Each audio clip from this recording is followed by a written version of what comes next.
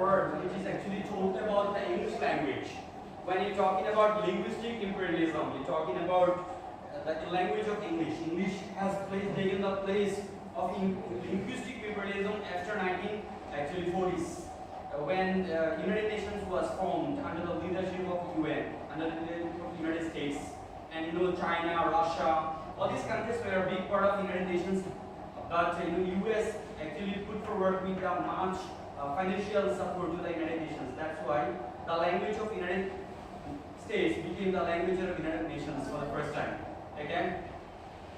Even when I was in the very first class, I told you people that language of English has taken the place in the lead of the world just because of the kind of changes that are taking place in the world. Even if you look at the world's population today, even the China or Russia takes over the world, they will also adopt English in the first place. Even if you go to China, you will be watching more than 50% people of China that know very good English than the Bangladeshi or Indian people know English. Okay? It's about actually the language, acceptability within the people. People get the acceptability of this language just because this has been so much welcoming. The language of English has been accepted by the people all around. Just because in America actually adopted the language of English from the British people, and British people ruled the world for years across the world, right? And Americans, they also are now leading the world culture. If you look at the pop culture, the singing, dance, kind of things that we have been watching today. If you look at the science, technology, Google, language of Google, Wikipedia, everything is in English. They are to some extent using the translations, okay, to get connected with the wider world once again. But at the end of the day, you must remember it's about the English people. They are ruling the world with their steel iron fist. Remember. There you have got so many. Today it's now the 11th class. As I have been in this very class, I would like to talk about the fundamental aspects about the complete sentence. We have already talked about some crucial aspects from preposition, right? I told you that preposition is the hardest part in English grammar, right? Whereas article is another hardest part. Preposition is most confusing to many of the students, even to the native speakers of English too, right? And when we started with the very scratch from the basics of grammar, I told you that these are the words. Even if you Google, I told you sentence pattern, sentence structure is the hardest and most important, widely discussed topic in grammar, right? So even if I tell the students to spell the very word grammar, many of you will make mistakes, not knowing the ultimate consequences, right? The very word grammar, it will be like this: G-R-M, A-R, okay? A-R. Many of you will write down the ear. It's a very silly mistake. We people make mistakes not knowing the ultimate consequences of our actions. Okay? The language will be corrected if you people practice with the speakers who have great command over English. Find a playground where you can play. Okay? Suppose you want to be good in cricket, you will have to go to the playground. You will have to have a bat, ball. You will have to have wonderful partners with you. So learning a language is the same, right? You will have to go to a playground. Now you are in the classroom. You are in front of a teacher. The teacher is trying his best to assist you to go forward with all kinds of instruments he has in his hands, right? The first instrument I can recommend to each one of you over here is you will have to have a great command over vocabulary. Okay? It will be enriched through reading the reading materials that are available for you. Please try to read newspapers as much as possible.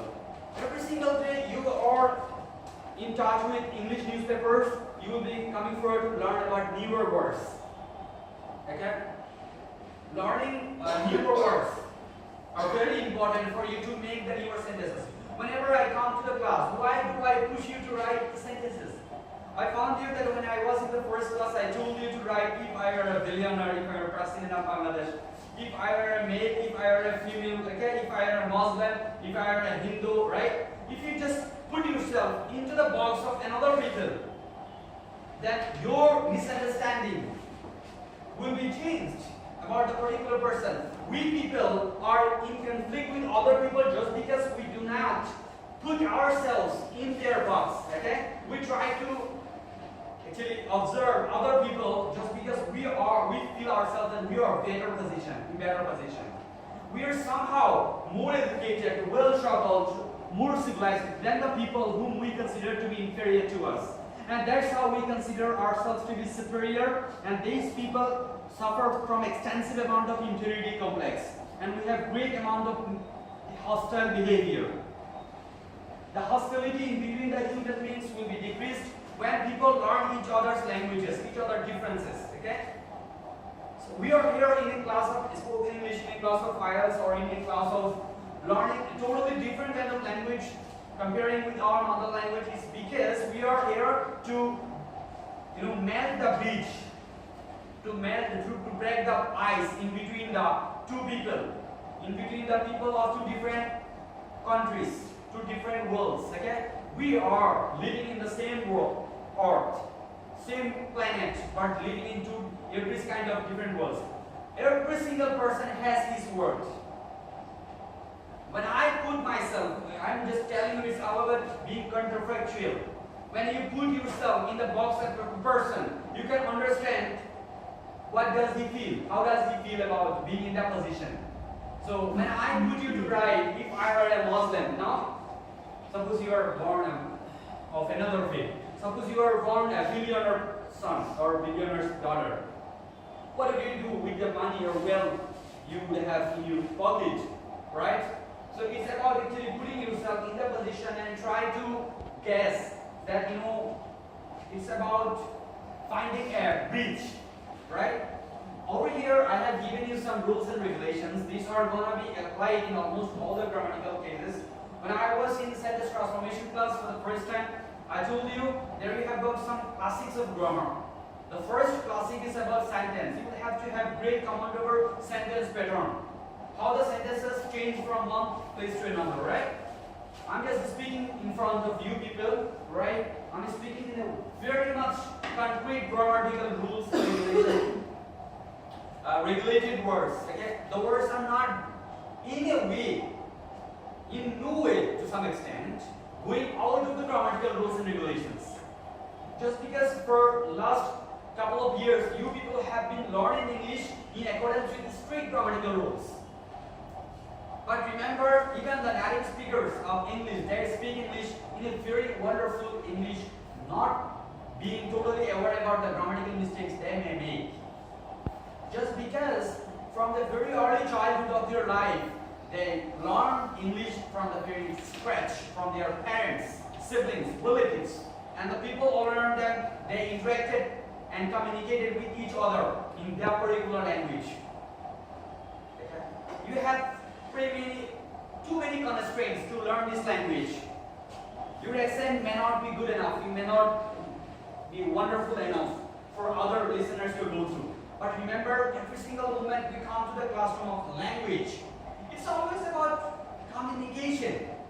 You will have to communicate with the people as much as possible in the language. But still you have too many constraints, still you have barriers. As a speaker of totally different kind of language, which is Bengali, we does have two different. Because now remember, when you want to be in a friend relationship with a human person, another human person, you will have to be in their position with the person. You will have to learn him very personally, learn that particular person very personally. Because we have widespread misunderstandings. We are coming from widespread environment, atmospheres are totally different in ours, right? So let me discuss actually what these grammars are all about, and then I will be erasing them what's there. As if as though, this is a very fundamental rules. When there is as if as though in between the present from, it will be past from. S1, he talks as if you are a man, he talked as if as though he had been a man, right? Okay? As soon as S plus D1, D2, as soon as S plus D1, as soon as he saw the police, he he ran away. No sooner had he seen the police than he ran away. You can actually put the sentence in a very simple way. It's always about the grammar. Remember, these rules actually go beyond the grammars. These rules, remember? Okay, you can put the word out of grammar. Remember, when we are putting the word here, V1, it may be V1 here. If it's V1 here, it will be V1 here too. Okay? As soon as he saw the police, he ran away. No sooner had he seen the police, then he ran away. Okay? Do you have any problem with learning these things? Because when you are learning these are the very basics about grammar, right? I'm not gonna be in details in the exercise module, right? But remember, these are very fundamental things you must remember. High time or time, right? This is called the perfect time. It is high time we went here, okay? It is high time to go there. Or here or unless this is, it is what I said, cross marker. There are three kinds of conjunctions: principal, coordinating, and subordinating conjunctions. Right? So until unless they are called the cross markers, which form complex sentences. Okay? So there we have got three kinds of sentences: simple, complex, and compound. Simple sentence takes what I said, the simple connectors like besides, along with. Okay? 2 plus V1, because of, due to, in case of, owing to, in case of, these are the words in simple sentences. Now, there are also rules like I wish and see, had plus S plus V3, or I wish I were a king, had I been a king, something like this. Or there is a rule like this, what I say, courtesy is. How will you complete the sentence? You will have to put a cross marker. Courtesy is what courtesy does. Okay? You cannot say courtesy is the combination of human behavior, things like this one. Okay? You will have to be in the particular rules and regulation. You can just go beyond the particular rules. These are called the grammar. Okay? When you are making sentence, you are making them very much grammatically correct. Okay? Can you tell me a sentence like, the sentence seems pretty much ridiculous to other people? It's like, I go to school. Will there be anyone who will say, school, go to I? Can you tell me? You can't tell it. Because it's a combination, it's a sequence. You will have to maintain it. Okay? When you are extending your sentences, when you are lengthening, stretching your sentence from longer to longer, it's going to be harder for you to understand. Okay? It will be easier for you when you understand their patterns. When it's easy for you to understand the simple, complex, compound, and then when you understand the cross markers and connectors. Okay? Learning the basics of grammar is a must to write a wonderful, grammatically correct English. You will have to learn it very wonderfully. Okay? Why do I push you to learn the fundamental things about the things like, when I was talking about complex sentence, there you have got three kinds of conditional sentences. Okay? Plus present or future, past plus perfect plus perfect. I have written down over here, you see, I think this is the hardest for many of you. If plus perfect, you had gone like that gone. Remember, principal clause does never change. Even if you are in sentence transformation, principal clause always remains unchanged. Okay? Principal clause unchangeable, untouchable. Is always unchangeable and unchangeable. It is actually applicable in almost all the cases. If you just look at transformation, if you look at any kind of rules of grammar, everywhere it will be applied. Okay? And I'm going to erase them and tell you what they are in details. I have written down one thing: had you come, I would have gone. If you had come, had is actually the word which is the complex, which when you use the third conditional sentence, had is used as the auxiliary verb. Okay? Had you come, I would have gone. Remember, I would have gone, it will never be changed. Because it can independently change its meanings. Just now, I would like to tell you the last one, before or after. This is the widely used grammatical rule once again. Before is a cross marker. But it is also you have preposition too. Over here it's a subordinating conjunction. What is this? Subordinating conjunction. When I put you this, right, blessing comes from above. What is the person species of this word above? Noun. Above is a noun. Very good, wonderful. Okay, because this is now taking the place of object. Okay, in the place of when I was in the class of the structure of the sentence, I told you that the subject may be noun pronoun and object may be noun or pronoun. In the place of object, we are putting the very word preposition above. Okay, but when you tell me the very word,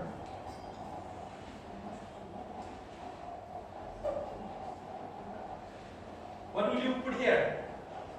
The sky is above our head. The sky is above our. I have already taken the preposition class and I'm gonna put you another preposition on your head today, because I told you that preposition is the most confusing arena in grammar, where you will be finding so many conflicting issues, right? Even if you are in tense structures, right? I am going to Dhaka. I will go to Dhaka. Two sentences taking the same sense, okay? Even in the verb class, I told you sense follows tense. Sense is followed by tense. It's about actually linguistic structure more than grammar. To some extent, most of the time, before and after clause marker and connectors, the tense will be the same. But this is not the reality in almost all the sentences in sentence. The same thing I have put you over here.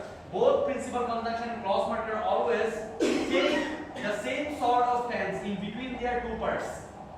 It is a universally accepted grammatically correct things. But this is not the correct things when we people exchange speech with each other, right? I have written down one sentence here. This is the book which I wanted. Remember, when I put the two clauses over here, this is the book. It is in the present tense, which is subordinating clause, which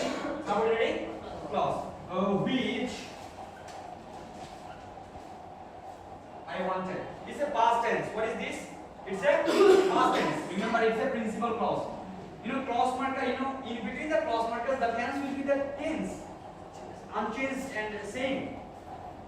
This is not correct in this form. Remember, it is always about the linguistic correctness. To some extent, you will have to look at the language more than grammar. Okay? Which comes first? Can you tell me? Language or grammar? Language. Okay? We use language for the communication with our fellow human beings. So it's about actually making your language clear enough for other listener and speaker to understand well. Okay? If you are grammatically correct enough, you can put that in the right place. Okay? You can even the sky is on our head. You can use that. It will take the sense to the native speakers of English very well. They will understand that this man has made a mistake, but I'm not gonna push him too much. But remember, it is not correct when you are putting in the paper. Okay? Your writing should be clear enough for the other people to understand it clear. So when I was in the very first class, in the preposition class, okay, I told you, how many of you ever brought the class of preposition? Can you show it to me? How many of you here? Preposition class, please.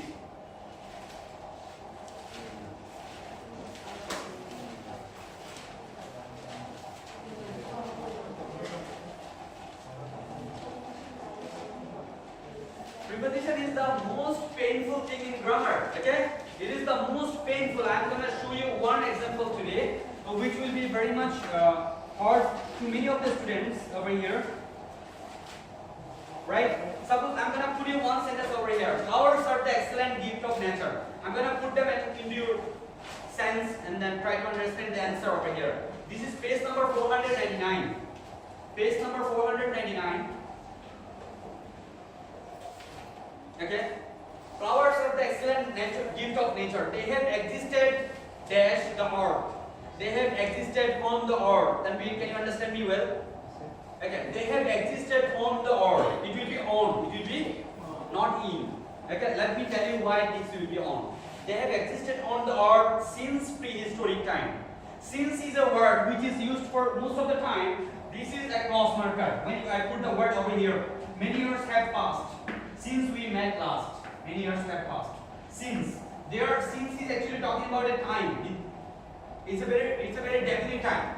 But when you're talking about since is clause marker. Since he was weak, he could not work. Since he was ill, he could not go to the meeting. Okay? So this very word since is taking different kind of meanings. When you are putting the since the very word as preposition, it is actually talking about time. It has been raining since morning. It has been raining since morning. When you are putting a specific time, when I put any kind of specific time like 2 hours, 3 hours, it has been raining for 2 hours, 3 hours. Okay? You people are very much stuck with these grammar rules. But you don't try to understand that this word are also changing their meaning just because they are in another box. They are used in another platform. Okay, it's about context. You will have to look at the context or language and understanding the meaning of the sentence more than putting it grammatically correct. When you are communicating with the people, okay, your sentences should be clear enough. But when we are unlocking the paradigm of writing the things in the paper, it should be grammatically correct. Okay? And then just look at the like since then. Since in the next sentence, the sentence will be since is the time. It's now defining the time. Since that they have been treated as the symbol of beauty. As is the word which is used in a place of by. Okay?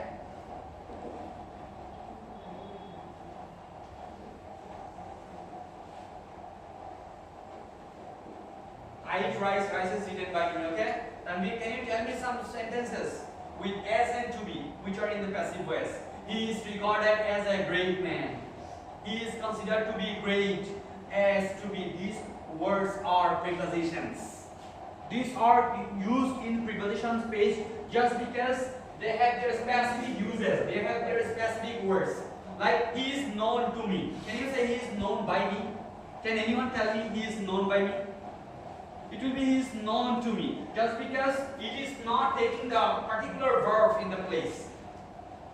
In every single passive, whatever we want to say, most of the time, even if it is quasi-passive or static passive, most of the time, main verbs are always in V3, past participle.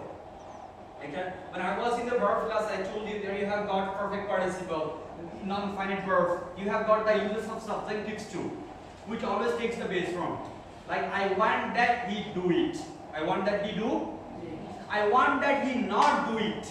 I want that it not be done by him. I want that rice not be eaten by him. Okay? You can put the word in many ways, but it should be grammatically correct. It should be grammatically correct. You people are you understanding my speech well? When I am telling you that you put the words in the right positions and it should be grammatically correct enough for other people to understand. And then since that they have been treated as the symbol of beauty, it is an undeniable fact that flowers are used in various spheres of our life. It is used mostly on decoration or during. You can put the word on, during in the same meaning, but not in all cases. Okay? People of all walks of life use flowers usually on national occasion and during national occasion and on wedding. Remember, I am also getting myself confused. I told you, this is the most grammatically confusing arena for every single one. Even people who are very much fluent in English, they will be making thousands of mistakes in this very part. Okay? Everyone prefers flowers to expressing their love and devotion. Prefers. They prefer. P-R-E-F-E-R. This very word, prefer. It will always take the two, which is called the appropriate use of preposition. Okay? When I am telling you the word, this is the pen which I wanted. Remember, it is grammatically not correct. The sentence is not grammatically incorrect. This is the pen which I wanted. It is in fact grammatically incorrect. But grammar tells you that it is to some extent more suitable, appropriate. Just because the users of language have adopted this as correct. It is not the problem of grammar, it is the problem of the speakers and the users of English. Okay? I'm gonna put you another significant thing about the grammar over here.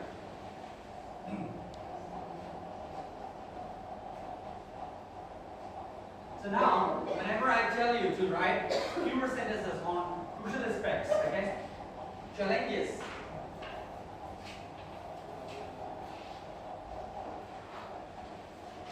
which one is more important? Which one is more important for you people?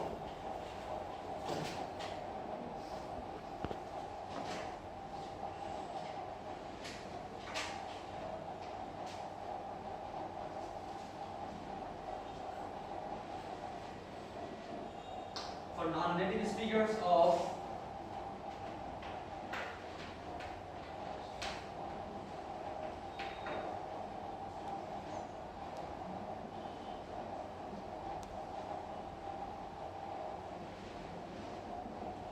now, I would like to tell you, people, please write only 10 sentences. Just to put yourself, once again, just to write 10 sentences. Which one is important for you? Is it grammar, language, practice, communication, or frequent reading of the reading materials? Put them 10 sentences. Thank you so much. Write it down on your paper. 10 sentences on the importance of non-native speakers' language. Which one is important for them? Okay? Write it on your paper. I myself is also writing. I think I'm gonna write that. I'm telling you, there are too many things in the classroom, every single moment. Which one is important?